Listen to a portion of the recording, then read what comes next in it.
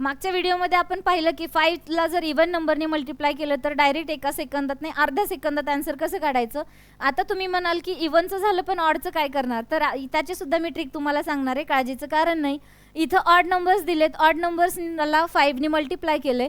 अशा वेळी काय करायचं, या ऑडच्या आधीचा इवन नंबर कोणता आहे, तर 17 ऑड आहे, त्याच्या आधीचा इवन कुठला आहे 16. 16ला हाफ केलं की काय होतं 8. मग 8 लिहायचं आणि त्याच्या पुढे लिहायचं 5. इथे 103 त्याच्यापेक्षा लहान असणारा इवन नंबर कुठला आहे तर 102. त्याला हाफ केलं तर काय येतं 51. 51 लिहायचं आणि त्याच्या पुढे लिहायचं 5. जेव्हा इवन होतं तेव्हा आपण पुढे काय करत होतो, हाफ करून 0 देत होतो. आणि आता काय करायचंय, ऑड असेल तर हाफ करून त्याच्यावरती 5 द्यायचे. झालं, लगेच आपल्याला उत्तर मिळून जाते.